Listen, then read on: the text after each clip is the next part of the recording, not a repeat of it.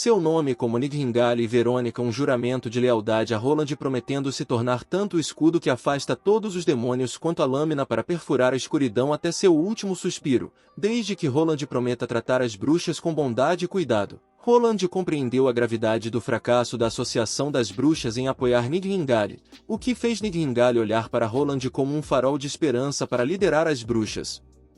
Roland concordou em colaborar com Nidhingale como igual, mas as pessoas deste mundo ainda não entendem os valores de igualdade, paz e liberdade. Determinado a fazer o que era certo, Roland pegou a adaga e abraçou a lealdade que Nidhingale lhe ofereceu como símbolo do ritual noturno. Roland tocou o ombro de Nidhingale 3 vezes, completando o sombrio ritual. Enquanto a noite avançava, Roland e Nidhingale voltaram para os aposentos de Wendy, segurando um contrato na mão. Eles chegaram com uma proposta: Wendy poderia trabalhar para Roland e ficar em Borderton. Isso era urgente para Roland, pois quanto mais esperassem, mais precária se tornaria a situação. Roland estava determinado a encontrar um caminho para que todas as bruxas pudessem alcançar a maturidade sem enfrentar as torturas malignas do poder demoníaco. Na manhã seguinte, Roland compartilhou sua teoria com os outros, sugerindo que as bruxas eram como vasos que continham uma quantidade cada vez maior de poder mágico dentro delas à medida que envelheciam.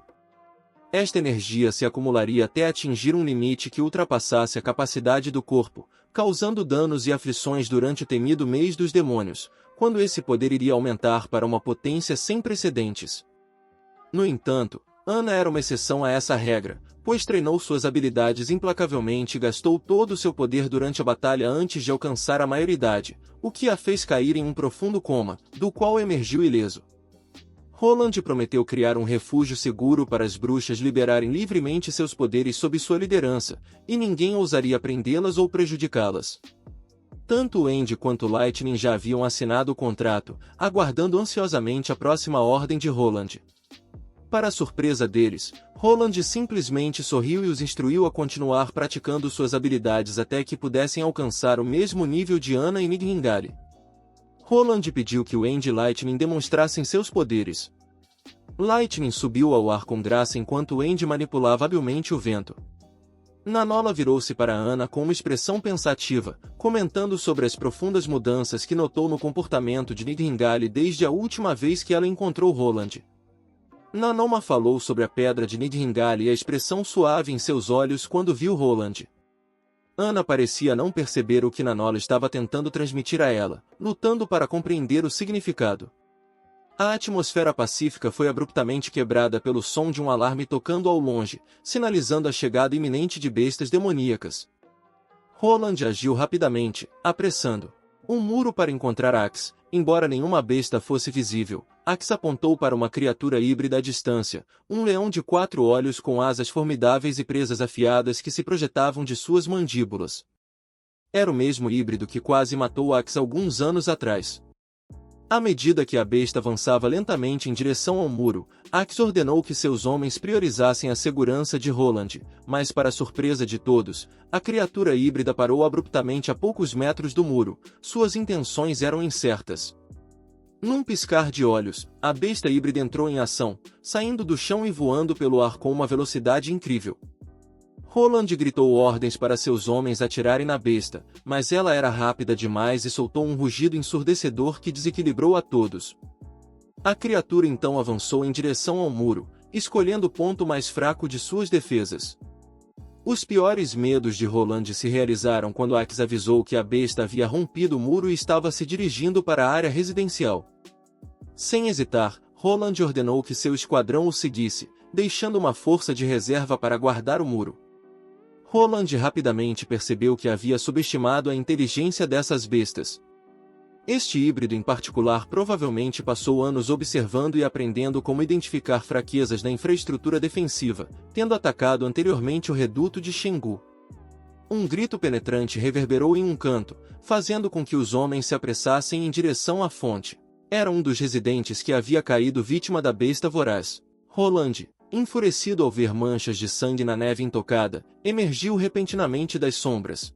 A criatura emboscou o esquadrão de um prédio inesperado, atacando um soldado desprevenido que não teve tempo de reagir.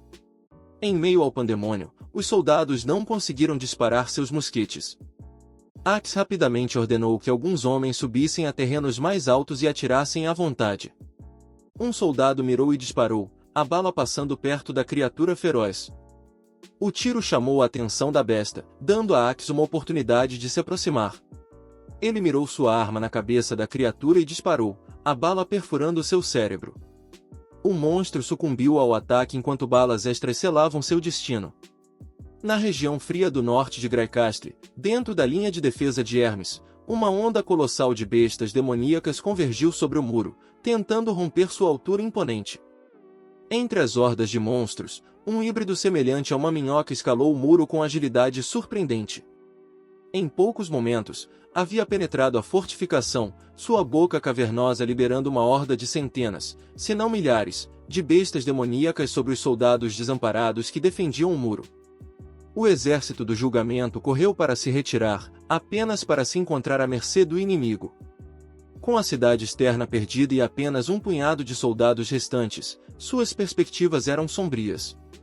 De repente, uma besta demoníaca semelhante a uma águia viajou pelo céu, seguida por mais uma onda de bestas demoníacas. A soldado responsável ordenou que seus homens ingerissem uma pílula e se preparassem para a batalha. Em um instante, uma poderosa aura vermelha envolveu seus corpos, seus olhos se tornaram carmesins enquanto entravam em um estado de fúria, prontos para enfrentar seus inimigos. Um grito retumbante dentro das muralhas parou o exército do julgamento em seu caminho. Um batalhão de soldados imponentes, vestidos com armaduras metálicas negras completas, cada um portando uma insígnia em forma de cruz, emergiu das sombras. Uma dúzia desses soldados de armadura negra passaram pelos soldados do julgamento atordoados, marchando resolutamente em direção à onda demoníaca. De repente, uma colossal besta demoníaca desceu do alto, suas garras mais afiadas que as lâminas mais finamente trabalhadas. Para a surpresa de todos, um dos soldados de armadura negra agarrou firmemente a enorme garra da criatura, segurando-a à distância. Outro soldado apontou sua lança para a besta e a cravou em sua cabeça, matando o híbrido monstruoso com um único golpe.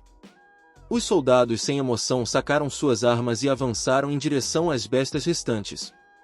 Na torre do céu da igreja sagrada, 3 bispos observavam a batalha de longe. De sua conversa, ficou claro que não estavam surpresos com o desfecho. Eles revelaram que os 1000 homens enviados pelos 4 reinos como reforços haviam perecido na muralha, servindo apenas como carne de canhão. Apesar das perdas, os bispos estavam satisfeitos com o resultado. Para alcançar essa vitória, sacrificaram muitos do exército do julgamento e usaram inúmeras pílulas. O bispo mais velho, chamado Phelan, comentou que era inevitável, citando o livro sagrado que profetizava que o tempo estava se esgotando para eles. A bispa Ritter, uma mulher, zombou e comentou que talvez suas ações fossem piores do que as das bestas demoníacas, até mesmo as bestas tinham mais compaixão do que eles. Phelan a repreendeu, lembrando-a de não questionar a palavra dos deuses. Com uma risada estrondosa, a bispa Ritter tranquilizou o pastor mais velho, dizendo-lhe para não se preocupar com o assunto. Ela brincou que talvez Deus tivesse um carinho especial pelas forças demoníacas em seu coração. O bispo Maine concordou com o sentimento da bispa Ritter. Ele acreditava que o Deus de sua fé não favorecia nem os humanos nem os demônios, mas apenas parecia apoiar aqueles que saíam vitoriosos. Carter, observando de lado, achou estranho ver um membro da família real assistindo ao funeral de um soldado comum, sem linhagem nobre ou título. Alguns dos falecidos nem sequer possuíam nomes ou sobrenomes próprios. No entanto, Roland via as coisas de maneira diferente. Ele tinha ouvido que funerais eram tipicamente reservados para nobres de alta patente e realeza. Além disso, nunca havia havido um funeral adequado em Borderton, onde a morte era uma ocorrência muito comum. Durante o temido mês dos demônios, em tempos tão difíceis, simplesmente não havia tempo para lamentar os caídos ou dar a eles um enterro adequado, com seus restos frequentemente sendo deixados em algum lugar selvagem. Mas Roland sentia que toda vida merecia ser honrada e que toda morte merecia um reconhecimento adequado. Assim, ele assumiu a responsabilidade de prestar seus respeitos aos bravos guerreiros que deram suas vidas para proteger a cidade e seus habitantes. Era um gesto pequeno, mas significativo, que os moradores de Borderton não esqueceriam. A ideia era fomentar um sentido de unidade entre o exército, ajudando-os a entender por quem e pelo que estavam lutando. Quando as pessoas começaram a refletir sobre essas coisas, um novo senso de propósito foi despertado nelas. O espírito do exército se elevou e um zelo renovado nasceu. Não era mais apenas um conflito sem sentido, mas uma causa pela qual todos poderiam se unir. Os soldados agora tinham uma visão clara do que estavam lutando e do impacto que teria em suas vidas e na vida daqueles a quem juraram proteger. Roland tinha um grande plano em mente, que exigia a produção de seu primeiro canhão. Enquanto ele e a viúva enlutada de Agi permaneciam à distância, 2 soldados os observavam de longe. Um deles expressou empatia pela mulher enlutada, que ficará sozinha para criar 2 filhos pequenos. O outro soldado lembrou ao companheiro que Roland havia cumprido suas promessas durante o alistamento deles. De fato, a esposa de Agi havia recebido os salários de Agi, uma forma de compensação conhecida como pensão, além de receber provisões essenciais como comida e carvão todos os meses. Isso era um testemunho do compromisso de Roland com seus soldados e suas famílias, fortalecendo ainda mais o moral de seu exército. De repente, Vainer virou-se, seus olhos perspicazes avistando uma figura sombria ao longe. Enquanto isso, Roland dirigiu-se à oficina, onde perguntou ansiosamente sobre o progresso nos canos para as armas de fogo. Ana tinha boas notícias para relatar, tudo estava progredindo bem. Roland mostrou a ela o projeto para o canhão de 12 libras, uma peça de artilharia de calibre intermediário, e começou a trabalhar habilmente na extração de aço fundido e no despejo no molde esperando. Conforme o dia avançava e o trabalho continuava, o olhar de Roland fixou-se em Ana, que trabalhava com grande concentração e dedicação. Ele não pôde deixar de ser tocado por sua beleza e graça, e quando notou as gotas de suor em sua testa, ele tirou um lenço e delicadamente as enxugou. Seus olhos se encontraram e ambos coraram com a intensidade súbita do momento. À medida que o dia chegava ao fim, eles voltaram para o jantar, sem perceber que estavam sendo observados por uma figura misteriosa escondida nas sombras. Mal sabiam eles que esse homem acabará de presenciar algo chocante. O quarto príncipe estava vivendo com uma bruxa. O espião não perdeu tempo em relatar essa informação a Timothy. Enquanto o espião atravessava o campo de treinamento do exército, não pôde deixar de zombar dos soldados enquanto corriam em círculos, aparentemente desperdiçando tempo e energia. Sua mente estava ocupada com as coisas estranhas que havia testemunhado na última semana, o aparecimento repentino de uma muralha, a existência de um bastão de metal mortal que podia matar híbridos e a chocante revelação de que o quarto príncipe estava vivendo com uma bruxa. Os pensamentos do espião estavam consumidos pelas possíveis recompensas que receberia de Timothy por trazer essa informação valiosa. Mal sabia ele, no entanto, que Vainer estava de olho em todos os seus movimentos. De repente, a voz de Vainer soou, alertando a todos sobre a presença de um espião entre eles. Num piscar de olhos, o espião se viu cercado por mais de uma dúzia de soldados.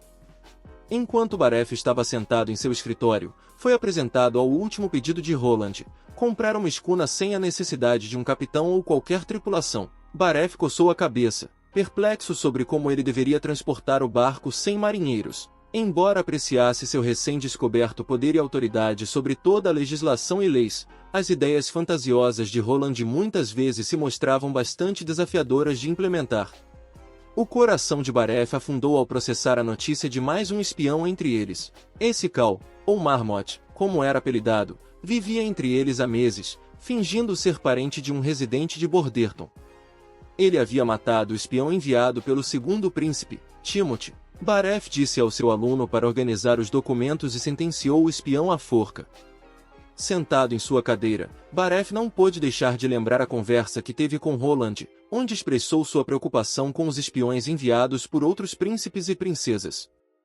Eles estavam com falta de pessoal para capturar esses espiões. Roland, no entanto, tinha um plano. Ele acreditava que os moradores de Borderton poderiam ajudá-los a capturar todos os espiões. Eles seriam os olhos e ouvidos da cidade. Roland disse a Baref para postar um anúncio. Quando alguém notasse uma atividade ou pessoa suspeita, deveria reportar à prefeitura, oferecendo uma recompensa de 15 pratas a quem denunciasse um espião.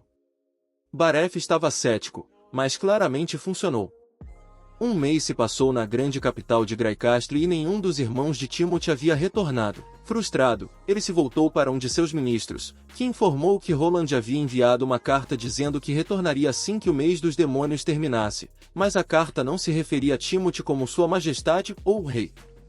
Timothy sorriu com desdém, não levando Roland a sério. Em seguida, perguntou sobre sua irmã mais nova, apenas para descobrir que ela havia desaparecido junto com sua governanta e 2 criadas. Após confirmar a carta, Timothy sabia que Garcia não iria obedecer. Com sua ordem, ele ordenou que o ministro dissesse ao Duque Juai para atacar Garcia. Antes que pudesse terminar sua ordem, um cavaleiro entrou correndo, informando que o Duque Juai havia sido derrotado pelo exército de Garcia 5 dias atrás e que Garcia havia tomado o controle de Eagle City e se declarado rainha. A maioria dos senhores parecia honrá-la, e para choque de Timothy, toda a parte sul de Grycastle agora estava completamente independente. Enquanto Axe e Carter empurravam a enorme artilharia pelas ruas do sul de Borderton, não podiam deixar de se perguntar por que Roland os havia designado para protegê-la. Apesar da máquina de metal parecia mais um incômodo do que valia, e não conseguiam imaginar quem gostaria de roubá-la. Enquanto isso, os olhos de Lightning brilhavam de excitação enquanto ela preparava a artilharia para uso. Enquanto houvesse novas invenções para ela mexer, Lightning estava mais do que feliz em trabalhar para Roland de graça. Ela limpou meticulosamente o cano, garantindo que nenhum detrito pudesse causar problemas. Roland deu a ordem para seus homens recuarem para uma distância segura enquanto ele acendia o pavio da artilharia de 12 libras. Em questão de segundos, o projétil foi lançado com força incrível, perfurando a armadura como uma faca quente na manteiga e aterrissando a centenas de metros de distância. Os espectadores ficaram impressionados com o imenso poder do canhão, e Carter não pôde deixar de expressar sua preocupação com o peso e a complexidade da arma. Ele apontou que cada canhão de 12 libras exigiria uma equipe de 5 ou 6 homens para operá-lo. Apesar das desvantagens, Roland permaneceu resoluto. Ele acreditava firmemente que os benefícios da artilharia superavam quaisquer possíveis desvantagens. Ele disse a Carter que com apenas 3 canhões ele poderia derrotar o Duque Ryan. Roland teve uma ideia brilhante de transportar o canhão de 12 libras e metade de suas tropas através do rio usando barcos. Com o dom notável de Wend de controlar o vento, eles poderiam superar o exército do Duque flanqueando-os. Mas o plano astuto de Roland desmoronou quando Bareth trouxe notícias preocupantes. O custo de uma escuna era alto demais, variando entre 80 e 120 ouro royals apenas para construir um barco, mais a tripulação, chegando a pelo menos 200 ouro royals. Mesmo que usassem metade do saldo da prefeitura, que era de cerca de 300 ouro royals, para comprar não conseguiriam pagar seus soldados no próximo mês. Roland voltou ao seu escritório desanimado, percebendo que ninguém venderia um barco sem exigir a tripulação também. Outras cidades tinham o luxo de comprar apenas o barco, mas Roland não era alguém que desistia facilmente. Em um momento de pura genialidade, ele concebeu um plano para construir um barco por conta própria. Ele ponderou sobre o design, levando em consideração sua utilidade e eficiência, e finalmente decidiu construir uma balsa plana. No entanto, o dilema era escolher um material adequado. Madeira não era uma opção viável e ferro estava fora de questão, já que ele precisava dele para os canos de armas. Após muita deliberação, ele teve uma ideia: e se usasse o cimento restante para construir o navio? Ele poderia usar tábuas de madeira para a casca externa e barras de metal para reforçar a estrutura, depois despejar o cimento, que seria barato, fácil de trabalhar e altamente durável. Roland não perdeu tempo e começou a trabalhar imediatamente. Ele pegou seu bloco de notas e começou a desenhar o projeto para o navio. Para sua alegria, ele conseguiu construir uma oficina improvisada para a construção de navios perto do lago. Lightning, que estava por perto, ficou intrigada com o novo projeto. Ela assumiu que era uma enorme banheira para Roland e não pôde deixar de rir quando ele revelou que era um navio. Lightning cresceu em navios, acompanhando seu pai Thunder, o maior explorador que o mundo já conheceu. Wendy ficou feliz em ver Roland e Lightning se dando tão bem, mas seus pensamentos se voltaram para a Associação das Bruxas, perguntando-se como sua irmã estava se saindo. Enquanto isso, no vale, um grupo de bruxas enfrentava a tempestade de neve enquanto avançava. Uma das bruxas relatou que um rastro de uma besta demoníaca se aproximava, o que encheu o coração do mentor de ódio contra Nidhingale. O grupo trabalhou junto, com Leite usando suas vinhas para aprisionar a besta e os outros privando-a de ar, sufocando-a no processo. Com o pôr do sol, o grupo decidiu acampar nas proximidades. O mentor levantou a cabeça e avistou uma cidade estranha com estruturas peculiares, altas e pontiagudas. Os olhos do mentor brilharam de excitação ao declarar que aquilo era a Montanha Sagrada. No entanto, algumas das bruxas se sentiram inquietas porque, segundo os livros antigos, a Montanha Sagrada deveria ser um local deslumbrante com uma radiância dourada brilhante ao redor dela. Além disso, viram algo amassado nas encostas, o que aumentou suas suspeitas. O mentor gritou com o grupo para continuar avançando, mas Leite hesitou. Ela sabia que não conseguiria convencer o mentor a mudar de curso. Conforme avançavam em direção à cidade, outra bruxa caiu devido aos ferimentos. Apesar disso, o mentor instigou-os a continuar, sem querer deixar nada atrapalhar seu caminho. À medida que as horas passavam, a cidade não parecia mais próxima. Algumas bruxas sugeriram montar acampamento para a segurança, mas o mentor soltou um grito alto, afirmando que aquilo era apenas um teste dos deuses para determinar sua força mental, e que não podiam parar ali. Subitamente, a bruxa que carregava o mentor em suas costas, percebeu que a Montanha Sagrada havia desaparecido. Leaf lembrou-se do que Lightning havia dito uma vez e sabia que haviam sido enganados. Não era a Montanha Sagrada, mas uma miragem. Era um fenômeno que produzia uma imagem deslocada de objetos distantes e tudo o que viam era uma ilusão. Mesmo que existisse, poderia estar muito longe. No entanto, o mentor insistiu em continuar a jornada. Do nada, um senso de desgraça iminente varreu o grupo de bruxas. Uma delas, de olhos afiados e perspicaz, avistou algo vindo em direção a elas com uma velocidade aterrorizante, mas antes que pudesse gritar um aviso, uma lança cravou em seu corpo com força brutal, lançando-o a vários metros de distância. No meio do caos, forças malévolas surgiram. O coven de bruxas entrou em ação, formando uma formação de batalha para afastar os demônios. Uma das bruxas invocou um pântano para impedir o avanço do demônio.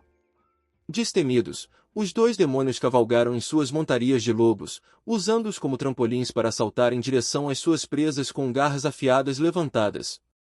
Eles derrubaram uma das bruxas com um golpe rápido e mortal.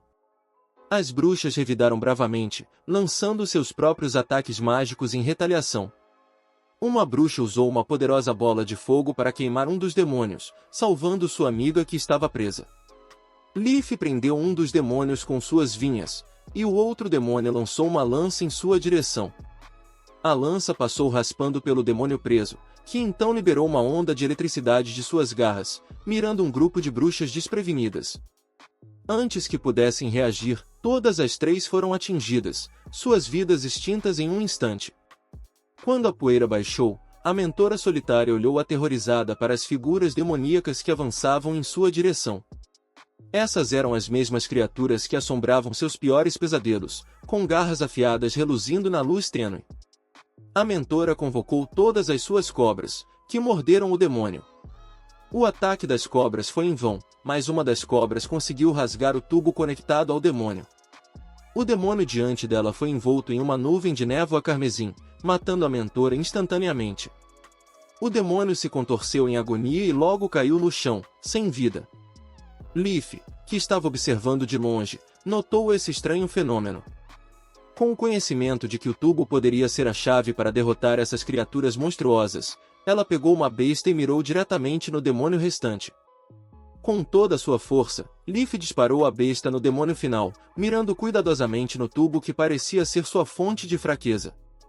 Ao soltar a flecha, o tempo parecia desacelerar e ela observou com admiração enquanto a flecha voava pelo ar, sua trajetória verdadeira e firme, com um estrondo trovejante perfurando o tubo e fazendo o demônio entrar em uma convulsão final antes de cair sem vida no chão. Leaf soltou um suspiro trêmulo, percebendo que a batalha finalmente havia terminado. Mas ao olhar ao seu redor, a verdadeira. Dominada pela dor e desespero, Leaf caiu de joelhos, lágrimas escorrendo pelo rosto enquanto ela gritava em angústia, o som ecoando pelo vale como um lamento. De volta a Borderton, Nanoa estava deitada em sua cama, cercada por seus companheiros mais próximos. Roland, Anna, Lightning, Nidhingale e seu pai estavam ao seu lado, com os olhos cheios de preocupação e apreensão. Com um senso de inquietação, Nanoa olhou para o grupo e fez a pergunta que pesava em seu coração: eu vou morrer. Roland falou, sua voz calma e firme. Você não vai morrer, Nanoa, disse ele, suas palavras ressoando com convicção. Nanoa soltou um suspiro trêmulo, aliviada ao ouvir as palavras de tranquilização do grupo.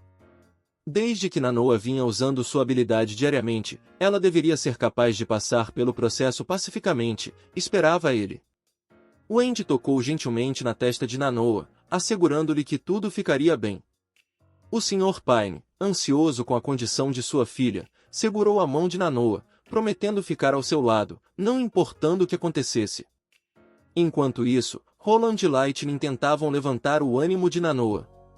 Lightning a divertia com histórias de aventuras ousadas, enquanto Roland tentava encantá-la com um truque de moeda simplesmente mágico. Os olhos de Nanoa encontraram os de Anna, que se aproximou dela com uma ternura que aqueceu seu coração. Anna sussurrou palavras tranquilizadoras, prometendo que todos estariam lá para ela. Um beijo suave na testa de Nanoa selou a promessa. Com o passar do tempo, o grupo perdeu a noção das horas em meio a risadas. A noite passou sem incidentes, e até mesmo Nidhingale, com seu aguçado sentido de magia, não detectou anomalias no núcleo de Nanoa. De repente, o canto de um galo perfurou o ar, sinalizando a chegada de um novo dia. Roland abriu as cortinas, permitindo que um brilhante feixe de luz do sol inundasse o quarto. Nanoa mexeu-se, despertada do seu sono pela radiância da manhã. O grupo respirou aliviado, eufóricos por Nanoa ter passado pelo primeiro dia do despertar. O coração de Wendy encheu-se de esperança ao olhar para Roland. Ela acreditava que ele possuía a chave para um futuro mais brilhante para suas irmãs bruxas, e implorou a ele que espalhasse a palavra por toda a parte. O aceno de concordância de Roland a tranquilizou, ele já estava formulando um plano de ação. Ele previu que, uma vez que o mês dos demônios passasse, os habitantes da cidade seriam mais receptivos às bruxas. Ele pretendia divulgar as notícias na forma de rumores, pois sabia muito bem que, se recrutasse abertamente as bruxas, o reino eclodiu o caos, mas Roland era determinado. Ele jurou um juramento de que um dia derrubaria a igreja e ascenderia ao trono. Foi quando os ventos da mudança varreriam verdadeiramente a terra, transformando o destino da bruxa para sempre. Wendy sentiu um arrepio de antecipação. Era um objetivo audacioso e perigoso, mas se alguém pudesse realizá-lo, era Roland. Enquanto o grupo de soldados ficava diante do lago congelado, suas conversas giravam em torno do enorme navio que Roland estava construindo. A introdução do canhão havia criado uma nova divisão, e enquanto a equipe do mosquete havia ensaiado incessantemente por dias, a recém-criada equipe de canhões ainda não havia disparado um único projétil. Warner não pôde deixar de refletir sobre o verdadeiro propósito do canhão, ponderando sobre o peso da arma em sua mente se sua única utilidade seria defender paredes contra bestas demoníacas. No entanto, ele rapidamente afastou essa ideia. Deveria haver mais nisso. E então, como se um raio tivesse o atingido, ele pensou no navio que Sua Alteza estava construindo. Deve haver um significado mais profundo nisso tudo. Mais tarde naquela tarde, nas franjas ocidentais da cidade fronteiriça, Axe estava ocupado montando a equipe de canhões em preparação para seu primeiro disparo. Parecia haver uma rivalidade amigável entre os membros da equipe, provavelmente devido à oferta extra de 5 pratas para aqueles na equipe de canhões. Uma vez que Roland finalizou os membros da equipe, ele estava ansioso para avançar para a próxima fase, testar um novo navio de concreto que ele nomeou de Little Town.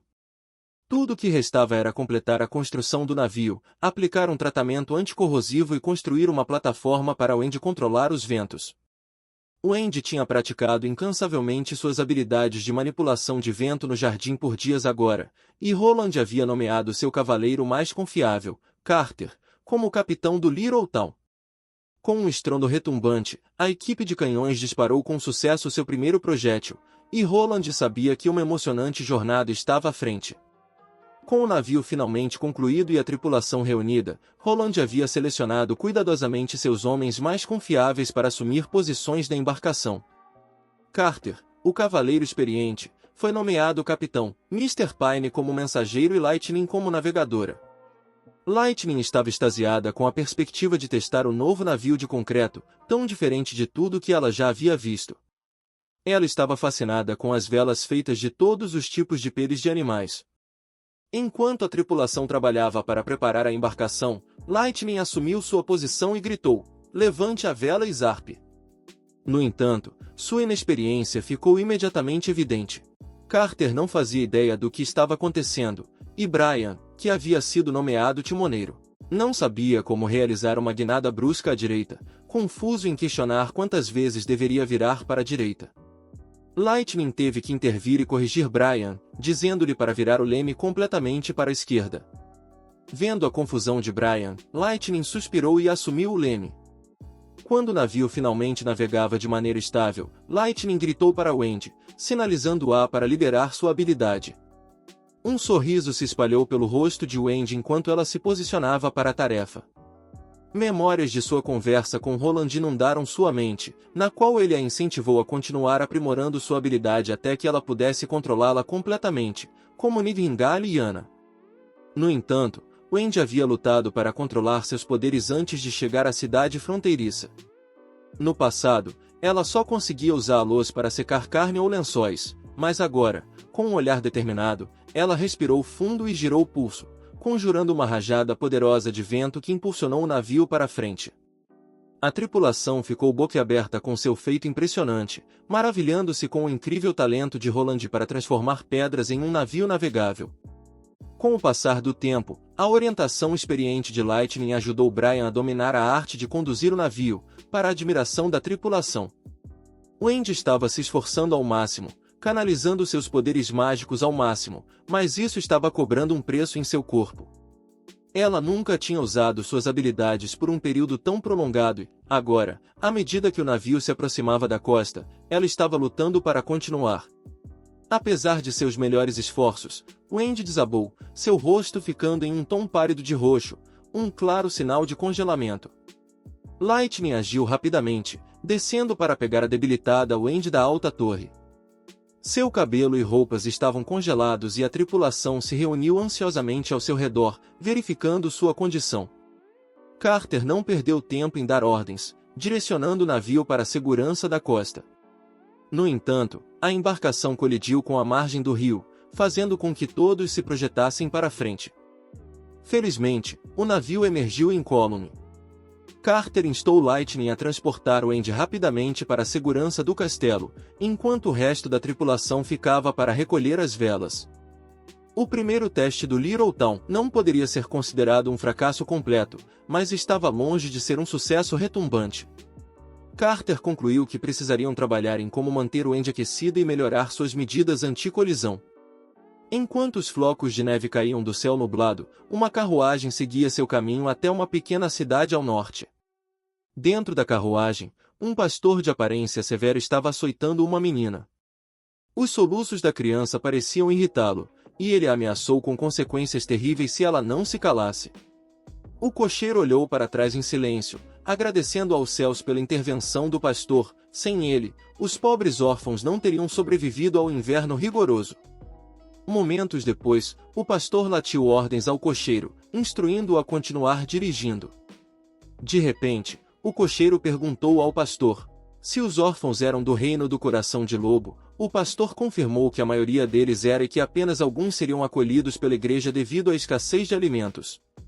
Ele elogiou o cocheiro por seu trabalho árduo e encerrou abruptamente a conversa. O cocheiro estava sendo pago uma quantia principesca de 20 moedas de prata por transportar os órfãos. Horas depois, eles chegaram a um hotel onde o pastor cumprimentou dois homens e pediu que escolhessem uma menina. O cocheiro observou pela janela, sabendo exatamente o que o pastor havia planejado, mas não parecia se importar. O bispo Maine entrou em um edifício curioso que se assemelhava a um enorme sumidouro natural. Era tão vasto que ele sempre se perguntava se aquilo era um presente de Deus. A catedral foi construída sobre o sumidouro, atuando como um símbolo do edifício sagrado, E dentro do sumidouro estava o verdadeiro coração da igreja, escondido. Após alguns momentos, Mayne chegou ao fundo, onde 2 soldados de armadura negra do exército da punição guardavam a entrada. Um oficial deu as boas-vindas a Mayne na porta. O oficial era um dos muitos soldados leais que viviam ali e dedicavam suas vidas a proteger os segredos da igreja. O destino de Mayne era a área da prisão, onde a igreja detinha seus inimigos, criminosos e até pessoas inocentes. Ao ouvir a chegada de Mayne, gritos de angústia e lamentos ecoaram por toda a prisão. Os prisioneiros imploravam para serem libertados ou até mesmo para serem aliviados de seu sofrimento. Mayne caminhou em direção a um portão, que ele destrancou antes de instruir o guarda a permanecer do lado de fora. Ele fechou a porta atrás de si e entrou na cela sozinho. Quando Mayne olhou para a figura frágil aprisionada na pequena cela, ele fingiu sentir uma ponta de simpatia pelo homem. O homem preso dentro havia sofrido muito durante sua longa cativeiro, com seu rosto magro e olhos fundos contando uma história de negligência e desespero. Mayne tentou oferecer algum pequeno conforto ao homem, dizendo-lhe que a igreja estava lhe fornecendo as melhores refeições, todas preparadas de acordo com os padrões do rei. Acontece que o homem preso na cela não era outro senão o rei do Castelo Cinzento, o pai de Roland, Sua Majestade Wimbledon III. Mas os pensamentos do rei não estavam em seu conforto, mas no destino de sua família. Ele questionou ansiosamente Mayne sobre o paradeiro e o bem-estar de seus filhos, mas as notícias não eram boas. O filho mais velho, Gerald, havia sido executado por seu segundo filho, Timothy, decapitado sob acusação de traição e assassinato do rei. A terceira filha, Garcia, havia declarado independência no sul, se autoproclamado rainha e agora estava envolvida em uma guerra amarga com seu irmão Timothy pelo controle do reino. Quanto a Roland e a filha mais nova, Mayne tinha pouca informação a oferecer. Estava claro, no entanto, que o outrora grande reino do Castelo Cinzento estava em turbulência, com uma guerra civil iminente no horizonte. À medida que as terríveis notícias se afundavam, o rosto envelhecido do rei traía sua descrença. Ele não conseguia compreender a legitimidade da história. No entanto, o bispo Mayne tinha mais a revelar. Bispo Mayne disse poucas palavras, ele disse lutar pelo trono. Ele havia designado a cada um dos filhos do rei um território e os colocou uns contra os outros, disputando o controle. No final do prazo de 5 anos, quem saísse por cima se tornaria o novo rei. Mayne revelou que a igreja havia planejado esse esquema, deixando o velho rei com um profundo sentimento de dor e traição. De repente, as memórias antigas do rei começaram a voltar. Ele lembrou do dia de seu sequestro, o dia das orações da igreja. Eles o levaram para uma câmara, o despojaram de suas roupas e seu poder. A igreja havia usado uma bruxa para substituí-lo, tomando o controle do reino e construindo suas igrejas em cada cidade. Enquanto o velho rei tentava processar a informação chocante, sua mente se encheu de perguntas. Por que seus filhos se voltariam uns contra os outros? Como a igreja poderia ser tão cruel a ponto de forçá-los a lutar pelo trono? Ele não conseguia entender por que escolheriam um caminho tão violento, quando poderiam ter tomado o reino de forma lenta e silenciosa. Lágrimas escorreram por seu rosto conforme ele ficava mais emocionalmente agitado, tossindo e lutando para falar. Enquanto isso, Mayne apenas olhava para o velho rei, seu rosto distorcido por um sorriso de desprezo. Ele revelou que os filhos do rei talvez não fossem tão nobres e unidos como ele pensava. A terceira filha do rei, Garcia, havia estado secretamente construindo seu exército por anos, com o único propósito de derrubar o verdadeiro sucessor, Gerald, o primeiro príncipe, e colocar-se no trono. Mayne continuou explicando que isso não estava acontecendo apenas com o velho rei, estava acontecendo nos outros 3 reinos também. A igreja estava determinada a ganhar controle total sobre a terra, eliminar qualquer oposição e remover completamente a família real de suas raízes, tornando-se a única força dominante na terra. Apesar das tentativas de Mayne de confortar o velho rei com o conhecimento de que ele não estava sozinho em seu sofrimento, a verdade era esmagadora. O plano impiedoso da igreja havia lançado o reino no caos, colocando famílias umas contra as outras e dilacerando a terra. Mayne revelou tudo o que o velho monarca ansiava saber, mas o momento havia chegado para encerrar a existência do rei. O olhar desgastado do antigo governante focou-se no semblante do bispo Maine enquanto sua voz desaparecia com seu último suspiro. Ele amaldiçoou Maine e toda a igreja, condenando-os ao abismo ardente e ao inferno. Logo após, o velho rei sucumbiu e desabou no chão frio e duro. O coração impiedoso de Maine não mostrava sinais de remorso enquanto ele saía da cela da prisão, deixando para trás os vestígios do legado do monarca, como se nada de consequência tivesse ocorrido. O outrora poderoso governante havia sido reduzido a um frágil enquanto isso, no acampamento da Associação das Bruxas, as bruxas testemunharam as mortes de mais 2 de seus camaradas durante a cerimônia de passagem para a idade adulta. A perda dessas 2 vidas apenas adicionou à desesperança sentida por aqueles que sobreviveram ao encontro inicial com os demônios, com suprimentos escassos e sem garantia de sobrevivência durante o rigoroso inverno. As bruxas ficaram se sentindo desesperançosas e incertas sobre o futuro. Nesse momento, uma figura cambaleante entrou no acampamento, machucada e exausta, e desabou no chão. Era Leaf, a única sobrevivente do grupo que havia se aventurado na selva. Ela usou suas habilidades mágicas para confeccionar roupas feitas de material vegetal, o que a ajudou a se proteger da neve gelada e do vento cortante. Devido à gangrena, Leaf teve alguns dos dedos dos pés amputados. Enquanto Leaf se recuperava de seus ferimentos, suas companheiras bruxas se reuniram ao seu redor. Uma das garotas mais velhas sugeriu que Leaf ocupasse o lugar de sua mentora e se tornasse a nova líder, pois ela era a única entre elas com habilidades de combate. Após um momento de silêncio contemplativo, Leaf concordou com a proposta, mas sabia que não poderiam ficar no acampamento por muito tempo, precisavam encontrar Nidhingale. Ao ouvir a sugestão de Leaf de procurar Nidhingale, o grupo se dispersou em trepidação. Elas não tinham certeza se poderiam confiar em Nidhingale e se a cidade da fronteira era tão segura quanto ela afirmava. Wendy e Nidhingale poderiam já ter encontrado seu fim dentro dos limites da cidade. Leaf declarou que seria a primeira a avaliar a situação enquanto as outras esperariam fora da cidade e procurariam um local seguro. Se Nidhingale estivesse mentindo, Leaf assumiria o manto da liderança. No entanto, se Leaf perecesse dentro da cidade, Scroll, a garota mais velha do grupo, teria que assumir o papel de líder. Embora Scroll estivesse hesitante, Leaf a tranquilizou dizendo que combate e luta não eram necessários para a liderança. Ela sabia que Scroll tinha a mesma coragem de Wendy, sendo uma das primeiras membros da associação. Scroll então perguntou o que aconteceria se as palavras de Nidhingale se provassem verdadeiras. Após um momento de contemplação, Leaf respondeu que, se Nidhingale estivesse realmente dizendo a verdade, então elas poderiam ter acabado de encontrar sua verdadeira montanha sagrada na Cidade da Fronteira. Na Cidade da Fronteira, uma horda de bestas demoníacas investia contra o muro com uma ferocidade intensa.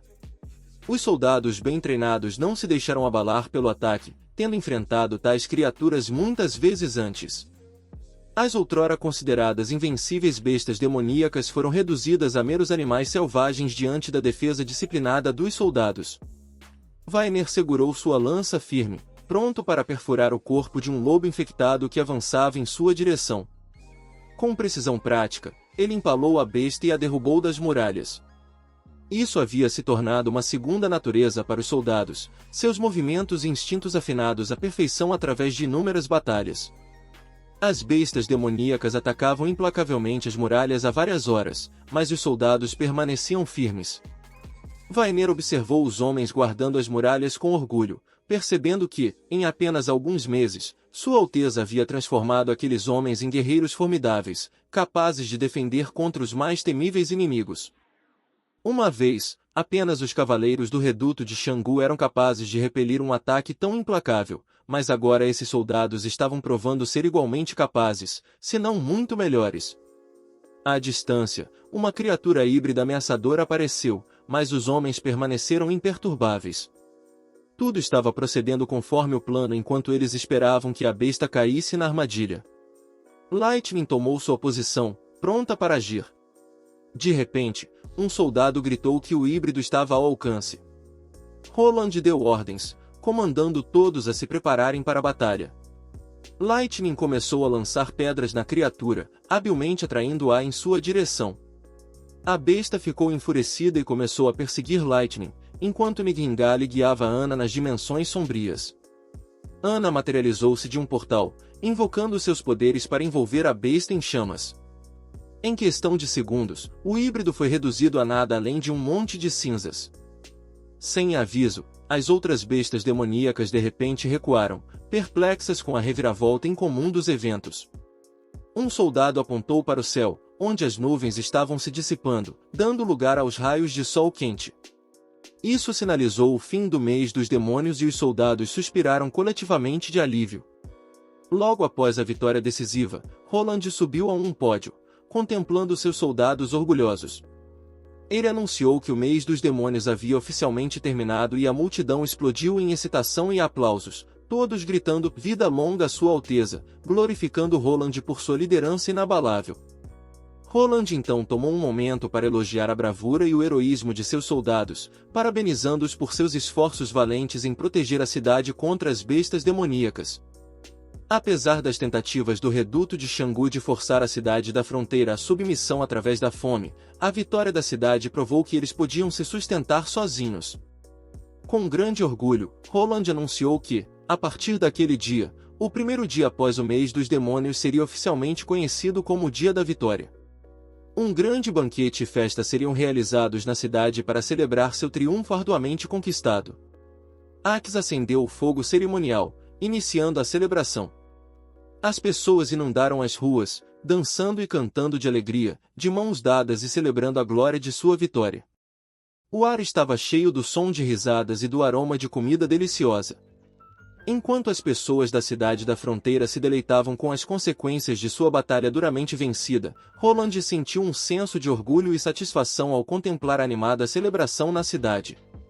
Ele sabia que essa vitória não só marcaria o fim do mês dos demônios, mas também o início de uma nova era para o povo da cidade da fronteira. Conforme os dias passassem, essa celebração do Dia da Vitória se tornaria uma tradição amada, um lembrete da resiliência e bravura da cidade diante da adversidade. Com um sorriso no rosto, Roland dirigiu-se de volta ao seu jardim privado, onde um banquete o aguardava. As bruxas que desempenharam um papel vital na vitória contra as bestas demoníacas estavam lá para recebê-lo. O aroma da comida deliciosa enchia o ar e Roland não pôde deixar de se sentir grato pela companhia de um grupo tão belo de bruxas. Conforme a noite avançava, o grupo continuava a desfrutar de seu banquete privado. Anna usou sua magia para cozinhar o frango à perfeição, enquanto Nana aguardava ansiosamente sua comida. Midgingale exibiu suas impressionantes habilidades com faca ao cortar a carne, recebendo elogios de Lund. Enquanto isso, Lightning se deliciava com o vinho doce de frutas, mas Wendy advertiu para não exagerar. Roland não pôde deixar de sorrir com a camaradagem e a alegria no ar. De repente, Lightning o surpreendeu ao se aproximar por trás e dar-lhe um beijo na bochecha. Roland corou furiosamente, sem saber como reagir. Lightning explicou que em sua cidade natal era tradição as garotas tomarem a iniciativa e beijarem o Lorde para celebrar uma vitória, perguntando se Greycastle tinha uma tradição similar. Tentando recuperar sua compostura e dissipar a situação constrangedora, Roland sugeriu que Lightning estava bêbada e precisava descansar, mas Lightning protestou, alegando que nunca perdeu uma competição de bebida antes. Roland olhou para Anna em busca de ajuda e ela simplesmente sorriu, aproveitando o momento descontraído. À medida que as festividades chegavam ao fim, Roland voltou para sua residência. Ele tinha bebido um pouco a mais e o céu noturno estava iluminado pela leve luz da lua que se filtrava pelas janelas. Roland se viu diante de uma figura solitária no corredor. Ele deu alguns passos hesitantes em sua direção e encontrou seu olhar, tentando tranquilizá-la de que os eventos da noite haviam sido apenas um acidente. No entanto, Anna surpreendeu Roland com sua resposta. Ela não estava ali para interrogá-lo sobre o que havia acontecido mais cedo. Em vez disso, ela admitiu que, ao contrário de Lightning, era impossível para ela imaginar fazer algo tão audacioso na frente de todos, então ela esperou por Roland. O coração de Roland saltou ao ouvir a confissão de Anna. Os dois deram um passo extra na direção um do outro, se aproximando. Roland se abaixou enquanto Anna ficava na ponta dos pés. Roland olhou profundamente nos olhos de Anna e se inclinou lentamente. Os dois puderam sentir a respiração quente um do outro em seus rostos. Com um olhar nervoso em ambos os rostos, o mundo ao seu redor desapareceu enquanto compartilhavam este momento especial, seus lábios se tocando suavemente. Finalmente, após o que pareceu uma eternidade, eles se afastaram um do outro, com os rostos corados e os corações batendo rápido, desejando boa noite e rapidamente desaparecendo pelo corredor. Tarde da noite, Wendy se apoiou na cabeceira da cama, folheando o livro em sua mão. Para ela, este era um momento raro de lazer, algo que nunca teria imaginado durante seu tempo em Associação das Bruxas. Enquanto ela começava a ler o livro, ela achou estranho que ele nunca mencionasse nada sobre o nome de Deus e substituísse todos os sucessores apenas pelo título de Papa. Quase parecia que uma única pessoa estava envolvida em tudo ao longo da história. Não faz sentido, parecia quase que estavam deliberadamente minimizando tudo, disse Wendy antes de ser interrompida pela súbita aparição de Nidhingale. Wendy fechou o livro e recebeu Nidhingale com um sorriso gentil. Nidhingale esfregou o próprio pescoço, parecendo exausta, pois tinha acabado de levar Nana para casa. Nidhingale perguntou como Lightning estava e mencionou que ela parecia ter bebido bastante naquela noite. Wendy sorriu e disse que Lightning havia adormecido assim que se deitou na cama, murmurando e chamando pelo pai repetidamente. Afinal, Lightning ainda é apenas uma criança, acrescentou Wendy. Nidhingale virou-se para Wendy e arrancou o livro de suas mãos, dizendo que Sua Alteza havia dito que ler livros à noite fazia mal para os olhos. Nidhingale então se deitou na cama de Wendy e ficou olhando para o teto. Wendy rapidamente percebeu o comportamento estranho de Nidhingale e perguntou se o que Lightning fez durante o festival era o motivo de sua reação. O rosto de Nidhingale ficou levemente vermelho enquanto ela negava gaguejando, mas Wendy riu e depois assumiu um tom mais sério. Ela lembrou a Nidhingale que a missão delas era ajudar o príncipe Roland a ascender ao trono e se tornar o rei de Grey Castle.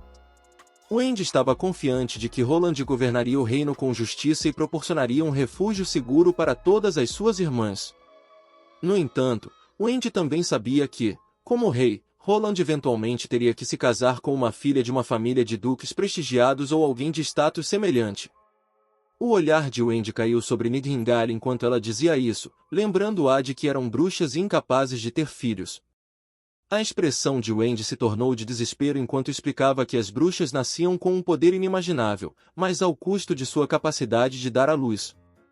Nidhingale entendeu que esse era um destino que teria que aceitar pelo resto de sua vida. Enquanto um grupo de soldados limpava a calçada, alguns deles relembravam sua missão de defender contra o mês dos demônios, que agora havia sido completada com sucesso. Muitos provavelmente voltariam ao seu trabalho anterior nas minas, mas já sentiam falta da emoção de estar na milícia e dos gordos salários. Venner, seu líder, os tranquilizou de que a equipe não se dissolveria. No entanto, um dos membros da equipe não pôde deixar de se perguntar qual era o objetivo de mantê-los por perto agora que o mês dos demônios havia acabado. Seu olhar se voltou para a residência de Roland, com um olhar conhecedor nos olhos. Ele sabia que eles teriam sua resposta amanhã. Na manhã seguinte, o som do corno de convocação reuniu todos os soldados. Axe, seu oficial comandante, estava diante deles e entregou a notícia de que era decisão de Sua Alteza reassemblar. Ele declarou que os soldados haviam cumprido com sucesso sua primeira missão, defendendo a cidade da fronteira contra as bestas demoníacas. Após 3 meses e 6 dias de árdua batalha, sua bravura foi reconhecida por Sua Alteza. A partir daquele dia, a milícia civil se tornaria oficialmente o exército pessoal de Sua Alteza. Os soldados aplaudiram e trocaram murmúrios empolgados, entusiasmados para continuar seu serviço sob o comando de Sua Alteza. As palavras de Axe instilaram neles um senso de orgulho e propósito, sabendo que seus esforços não haviam passado despercebidos. Axe virou para o grupo, sua presença imponente irradiando enquanto falava. Alguém aqui quer desistir agora? Ele perguntou, sua voz firme e inabalável. Um dos homens levantou a mão timidamente e fez uma pergunta.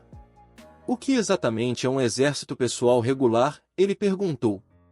Significa que Sua Alteza nos conferirá um título de cavaleiro?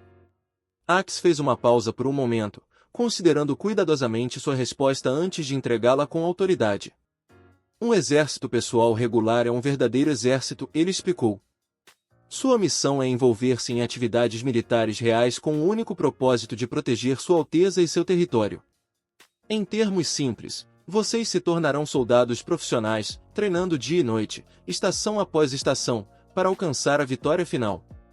De repente, outra voz atravessou a multidão, questionando a necessidade de um exército pessoal quando já estavam engajados em atividades militares.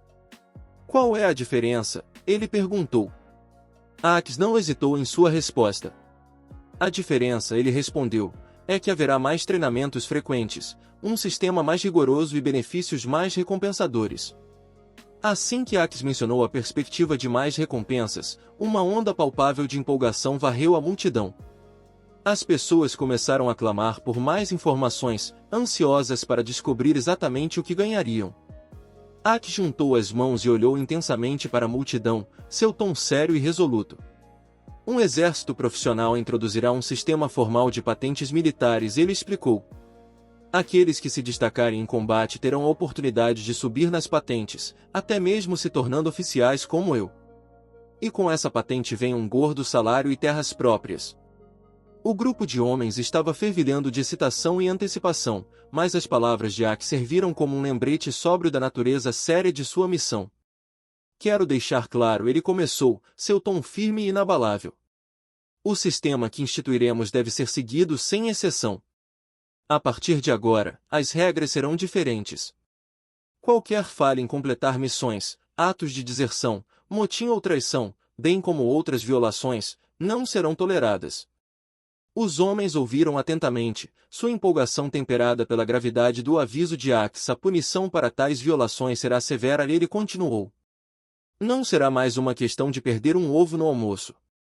Dependendo da gravidade da violação, a punição poderia variar desde dispensa, servidão, tempo de prisão ou até mesmo enforcamento.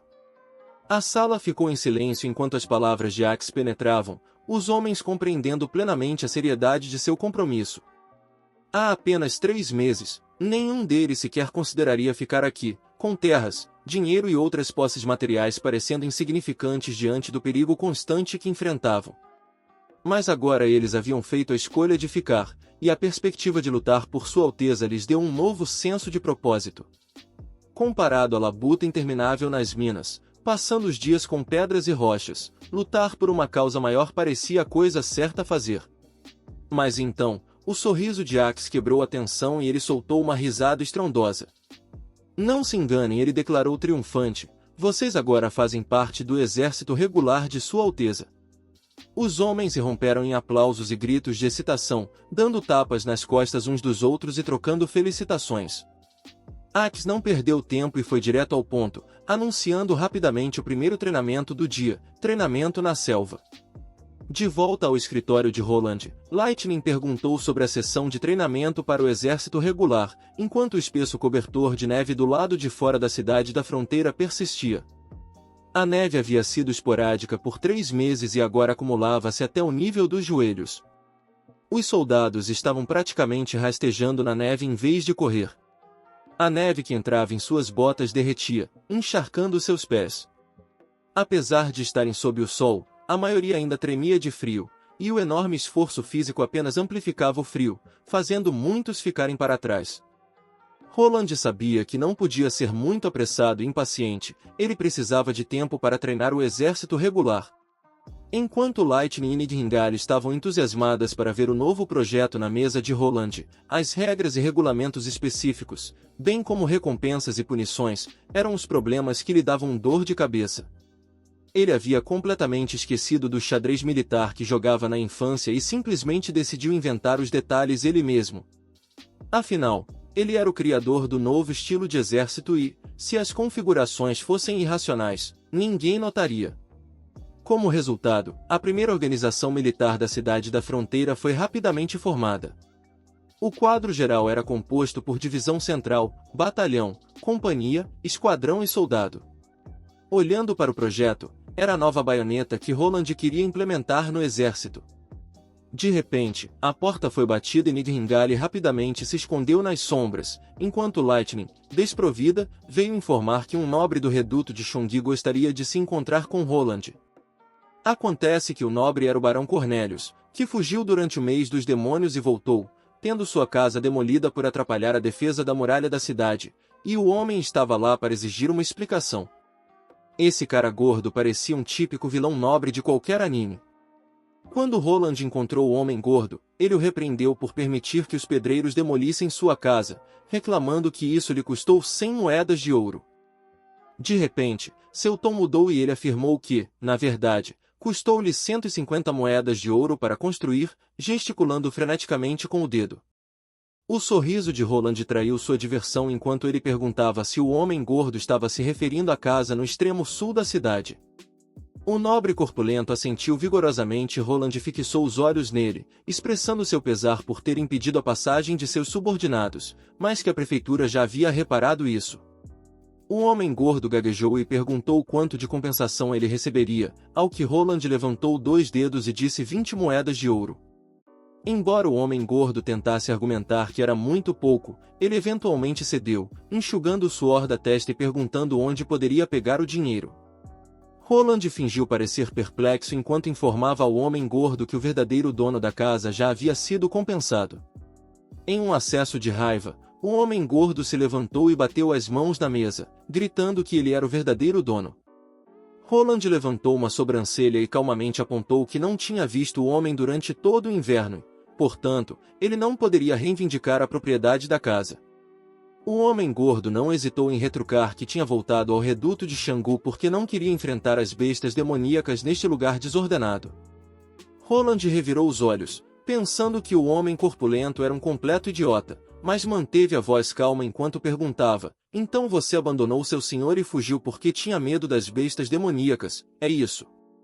Quando a bomba caiu, Carter avançou e empurrou o homem corpulento de volta em seu assento. Roland se levantou da cadeira e olhou para o homem corpulento com desdém, dando-lhe 2 opções: admitir que a casa não pertencia a ele, ser liberado, ou confessar que havia desertado de seu senhor e enfrentar acusações de deserção, que levavam à pena de morte por enforcamento. Gotas de suor escorriam pela testa de Cornelius enquanto ele gaguejava e, finalmente, admitia que havia cometido um erro e que a casa não pertencia a ele. Roland sorriu com satisfação e fez um gesto para o guarda acompanhar Cornelius para fora, mas pouco antes de Cornelius sair, Roland o parou e incumbiu-o de entregar uma mensagem a todos os nobres que haviam cometido o mesmo erro que ele. Eles também tinham as mesmas 2 opções, e se escolhessem não aceitar a segunda, não precisariam se preocupar em voltar. Cornelius ficou em silêncio por um segundo e forçou um sorriso enquanto saía, mas naquele instante, ao se virar, Roland viu sua expressão de dentes cerrados. Cornelius saiu da cidade da fronteira e bateu a mão em um tronco de árvore próximo. Com o guarda fora do alcance, ele liberou sua frustração e raiva, xingando Roland. Assim que estava voltando para o reduto de Chongqi, ele passou por uma figura encapuzada. Era ninguém menos que Leaf, da Associação das Bruxas. A princípio, não havia nada de incomum nisso. Entre os habitantes da cidade indo e vindo, mulheres vestidas assim eram comuns. Mas quando uma rajada de vento levantou a ponta do capuz da mulher, o coração do homem gordo quase parou e o ar ao seu redor pareceu congelar. Ela tinha uma cabeça rara e deslumbrante de cabelos,